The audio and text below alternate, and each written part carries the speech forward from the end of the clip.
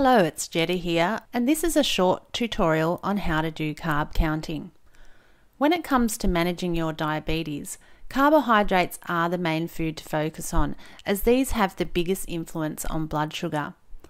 It can all get a bit confusing, but just think of carb counting as a method of meal planning.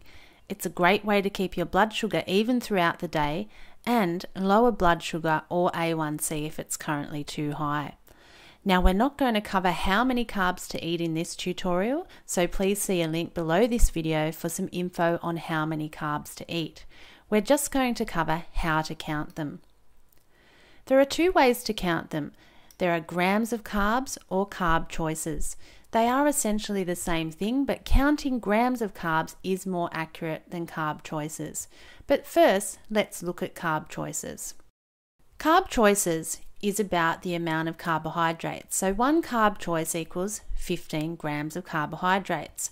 And what one carb choice really means is one serving of carbohydrate, because one serve has approximately 15 grams of carbohydrate. So let's look at some examples.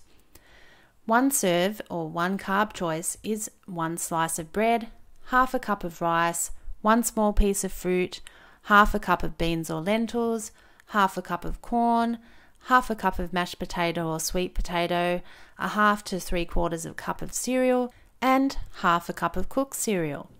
So here's an example of how to use the carb counting method. You'll have to get familiar with reading every food label, and what you want to do is look for the total carbohydrate per serve. Also take note of the serving size listed at the top of the label so you know how much of the food item is one serving. It's very easy to consume more than one serving if you're just trying to guess, because our idea of portion sizes is often much larger than the actual portion sizes recommended on the package. As you can see in this example, there is a total of 30 grams of carbohydrates. So if one carb count is 15 grams and we multiply that by 2, we get 30 grams. That means you have 2 carb choices in one serve of that food item. It's very important to focus on choosing quality carbohydrates, and the best source of carbs is vegetables.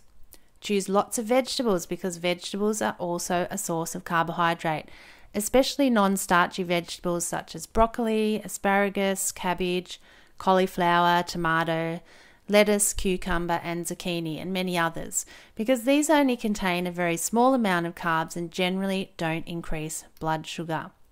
They also contain loads of fiber and the vitamins and minerals you need to help improve your overall health. Counting grams of carbs is more accurate. It's still important that you take note of the serving size. Remember, our idea of portion sizes is often much larger than the actual portion sizes recommended on the package, and this could easily push your blood sugars up if you overeat. Now you want to take note of two things: the total carbohydrate and the fiber content, because we're going to calculate net carbs. To calculate net carbs, we take the total carbohydrate and minus the fiber content. So in this example, the fiber content is only 1 gram, so the total carb count is still 29 grams. Fiber doesn't contribute to blood sugar or cause insulin spikes, so it doesn't count toward carbohydrates when you're counting in grams. Let's look at another example.